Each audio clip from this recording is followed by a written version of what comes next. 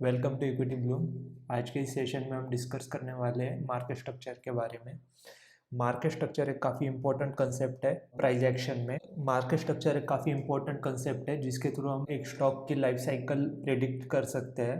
इसी के बारे में आज हम डिस्कस करने वाले हैं। मार्केट स्ट्रक्चर डिस्कस करने के पहले हम पता करेंगे कि बेसिक नेचर ऑफ मार्केट क्या है, डे टू डे पे मार्केट कैसे बिहेव करता है। तो उसी के रिगार्डिंग हम डिस्कस करेंगे। इसमें कि दो पर्सनैलिटी ऑफ मार्केट स्ट्रक्चर में दो चीज़ें आती है, एक वॉलेटाइल पर्सनैलिटी और well behave personality. Volatile personality वो रहती है जिसमें कि चॉपीनेस ज़्यादा रहती है। वॉलेटाइल पर्सनैलिटी में हमें ट्रेड करना अवॉइड करना चाहिए। एनालाइज करना काफ़ी मुश्किल हो जाता है कि प्राइस किस डायरेक्शन में जा रही है, ट्रेंड एनालाइज करना काफ़ी मुश्किल हो जाता है। वेल बिहेव्ड पर्सनैलिटी में हमें क्लियर इंडिकेशंस देती है फ्यूचर ट्रेंड क्या हो सकता है। जैसे कि हम देख सकते हैं यहाँ पे एक्यूमुलेशन दिख रहा है हमें, एक्यूमुलेशन, फिर उसके बाद यहाँ पे शिफ्ट हो गया अप ट्रेंड में, फिर यहाँ पे री एक्यूमुलेशन हुआ, फिर से अप ट्रेंड में। तो ये वेल बिहेव्ड पर्सनैलिटी है। हमें इसी पर्सनैलिटी में काम करना चाहिए, इसी स्टॉक्स में काम करना चाहिए जो कि वेल बिहेव्ड रहते हैं। वेल बिहेव्ड मतलब जिनके प्राइस एक्शन स्मूथ बन रहे हैं, ज़्यादा लूज और वॉलेटाइल चॉपीनेस नहीं रहती है। ऐसी चॉपीनेस में क्या होता है कि आपके स्टॉप लॉसेस हिट होते हैं अननेसेसरी और ड्रॉडाउन ज़्यादा हो जाता है। अवॉइड करना चाहिए ऐसे कंडीशन में ट्रेड करना। बेस्ट कंडीशन है वेल बिहेव्ड पर्सनैलिटी। तो अभी हम स्टार्ट करने वाले हैं मार्केट स्ट्रक्चर। मार्केट स्ट्रक्चर में बेसिकली मार्केट फेजेस आते हैं। मार्केट फेजेस में 4 फेजेस रहते हैं: एक्यूमुलेशन, डिस्ट्रीब्यूशन, मार्कअप, मार्कडाउन। तो इसके बारे में हम डिस्कस करेंगे और इनके एग्जांपल्स भी लेंगे। एक्यूमुलेशन फेज में बेसिकली जितने भी स्मार्ट मनी है, हेज फंड्स, एफआईआई, डीआईएस, वो यहाँ पे पोजीशंस लेते हैं और स्लोली बिल्डअप करते हैं। क्योंकि ये फेज ऐसा रहता है जिसमें कि जितने भी बड़े फंड्स रहते हैं वो स्लोली एक्यूमुलेट करते हैं स्टॉक को। क्योंकि अगर उन्होंने एकदम से एक्यूमुलेट कर लिया, एकदम से ऑर्डर पंच की, तो प्राइस ऊपर जाने के, डायरेक्टली ऊपर जाने के बहुत चांसेस है। तो इसकी वजह से वो थोड़े से यहाँ पे परचेज करते हैं, फिर यहाँ पे थोड़े से सेल करते हैं। जैसे कि यहाँ पे 10 फॉर एग्जांपल 10 क्वांटिटी बाई की, तो यहाँ पे 4 क्वांटिटी सेल कर देंगे। फिर से यहाँ पे 10 क्वांटिटी बाय करेंगे, यहाँ पे 6 क्वांटिटी सेल कर देंगे। तो ऐसे कर करके यहाँ पे वो एक्यूमुलेट करते हैं स्लोली। जो भी उनकी रिक्वायरमेंट्स है वो कंप्लीट हो जाते हैं। उसके बाद ब्रेकआउट होता है, फिर ब्रेकआउट के बाद एक अप ट्रेंड में शिफ्ट हो जाता है स्टॉक। तो फिर यहाँ पे फिर से रीएक्यूमुलेशन होता है। यहाँ पे जितने भी अब स्टॉक सबको दिख जाता है कि हाँ भाई यहाँ पे 2x हो गया, स्टॉक 1x हो गया। तो यहाँ पे सबकी नज़र पड़ती है स्टॉक पे। रिटेल पीपल्स है वो एक बार उन्होंने एक्यूमुलेट कर लिया, फिर से जितनी भी सेलिंग रहती है, सप्लाई एब्जॉर्ब करने के बाद स्टॉक फिर से ऊपर चला जाता है। फिर आता है डिस्ट्रीब्यूशन फेज। यहाँ पर रिटेल पीपल है, ये यहीं पे फंसते हैं बेसिकली, यहीं पे प्रॉब्लम हो जाता है डिस्ट्रीब्यूशन में। यहाँ पे बेसिकली जितने भी स्मार्ट मनी है वो स्लोली अपना जितने भी उनके होल्डिंग्स है वो लिक्विडेट करती है और शिफ्ट कर देती है रिटेल पीपल को। बेसिकली इस डिस्ट्रीब्यूशन केस में क्या होता है कि स्टॉक काफ़ी 3x 4x हो जाता है और सबकी नज़र पड़ती है, काफ़ी बुलिश हो जाते हैं लोग इसके ऊपर। उसके वजह से क्या होता है कि स्मार्ट मनी उनको लिक्विडिटी मिल जाती है सेल आउट करने के लिए।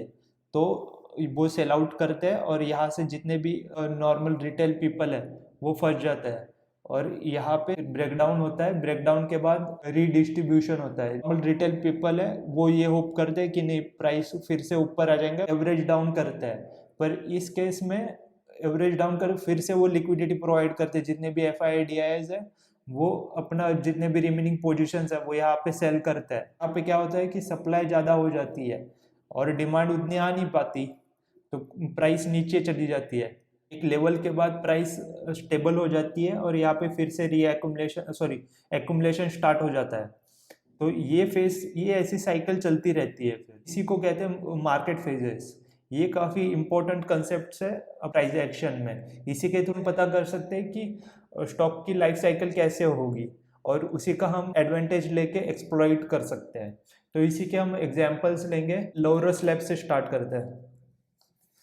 प्राइस यहाँ पे एक्यूमुलेट हुआ था, एक्यूमुलेशन हुआ था जिसमें कि वॉल्यूम्स काफ़ी कम थे और यहाँ पे जितने भी बिग इंस्टीट्यूशंस है, स्मार्ट मनी है, FII, हेज फंड्स, उन्होंने एक्यूमुलेट किया। फिर उसके बाद प्राइस में ब्रेकआउट हुआ, फिर उसके बाद रिटेस्ट, फिर से प्राइस अप ट्रेंड में शिफ्ट हो गया। जैसे ही प्राइस अप ट्रेंड में शिफ्ट हुआ वैसे ही वॉल्यूम स्पाइक्स आना स्टार्ट हो गए।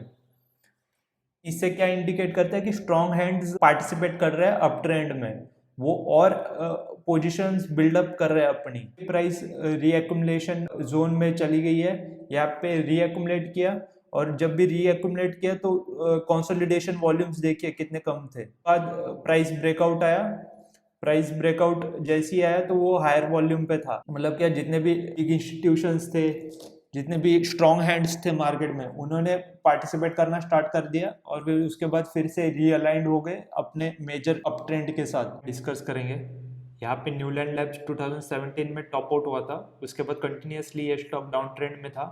फिर इसके बाद प्राइस स्टैग्नेंट हुआ था, सप्लाई आना रुक गई थी इस लेवल्स पे, फिर एक्यूमुलेशन हुआ इस जोन में।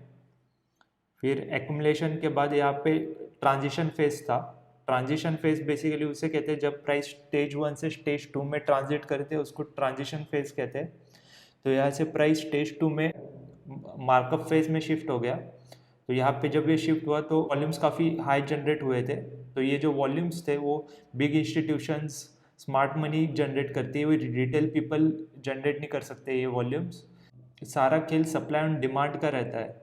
मेजर रेजिस्टेंस था, यहाँ पे प्राइस आके एक बार कंसोलिडेट किया और कंसोलिडेशन में सप्लाई जितनी भी यहाँ पे एग्जिस्टिंग सप्लाई थी इस जोन में, वो यहाँ पे एब्जॉर्ब कर दी गई। हमें यहाँ से वॉल्यूम से पता लगता है कि सप्लाई आना रुक गई है, क्योंकि वॉल्यूम्स काफ़ी कम थे, डाउन साइड पे वॉल्यूम्स काफ़ी कम थे और प्राइस एक ही लेवल पे स्टैग्नेंट थी, डाउन ट्रेंड में नहीं गई, कंटिन्यूसली एक ही लेवल के ऊपर होल्ड कर रही थी। और जब भी ये ब्रेकआउट हुआ तो हायर वॉल्यूम्स पे था। जैसे कि मैंने बोला कि जब भी प्राइस अप साइड पे मूव करती है, ब्रेकआउट आता है अप साइड पे, जो अपना ओरिजिनल ट्रेंड है मार्कअप फेस, ये जो वॉल्यूम जनरेट हुए ये स्ट्रॉन्ग हैंड्स जनरेट कर सकते हैं, ये नॉर्मल रिटेल पीपल जनरेट नहीं कर सकते। तो यहाँ पे स्ट्रॉन्ग अप मूव आया जो कि यहाँ से 1x था आई गेस, हाँ 100% का मूव है। तो इसके बाद आया डिस्ट्रीब्यूशन फेज। तो डिस्ट्रीब्यूशन फेज में यहाँ पे हम देख सकते हैं कि सडन डंप आया हाई वॉल्यूम्स पे विथ बिग रेड कैंडल। इसके बाद कंसोलिडेशन आया, कंसोलिडेशन का ब्रेकडाउन आया विथ वॉल्यूम। तो ये डिस्ट्रीब्यूशन फेज यहाँ पे कंफर्म हो गया। तो फिर इसके बाद रीडिस्ट्रीब्यूशन जोन बना, फिर इसका भी ब्रेकआउट आया on back of huge volumes. ये रीडिस्ट्रीब्यूशन फेज बना on back of high volumes. तो ये एक पूरी साइकिल बनी है। यहाँ पे की गाइडलाइंस हम डिस्कस कर लेते हैं। पॉइंट नंबर 1, जितना बड़ा बेस फॉर्मेशन रहेगा उतनी बड़ी प्राइस मोमेंटम आएगी। पॉइंट नंबर 2, मार्कअप फेज में पार्टिसिपेट करना चाहिए, क्योंकि 98% ऑफ द टाइम स्टैटिस्टिकली ये प्रूवन है कि जितने भी बिग मूव्स आए स्टॉक में वो स्टेज 2 अप ट्रेंड में आए हैं। सो लॉजिकली सेंसिबल ये बनता है कि हमें स्टेज 2 अप ट्रेंड में इस जोन में पार्टिसिपेट करना चाहिए। और पॉइंट नंबर 3, फाइनल पॉइंट, हमें जितने भी बेसिस है, बेस या फिर रेंज फॉर्मेशन, उसमें ट्रेड करना अवॉइड करना चाहिए, क्योंकि इसी में आपके स्टॉप लॉसेस और अननेसेसरी ड्रॉडाउन्स क्रिएट होंगे। तो हमें अवॉइड करना चाहिए बेस फॉर्मेशंस और रेंजेस में ट्रेड करना। मार्केट स्ट्रक्चर्स के रिलेटेड आपके कोई भी डाउट्स हो या फिर आपके थॉट्स हो वो प्लीज़ कमेंट कीजिए। और आपको अगर ये वीडियो अच्छा लगता है तो प्लीज़ लाइक और शेयर कीजिए यूट्यूब पे एल्गोरिथम के लिए। और ये मेरा पहला वीडियो है तो प्लीज़ संभाल लीजिए, सपोर्ट कीजिए। Thank you.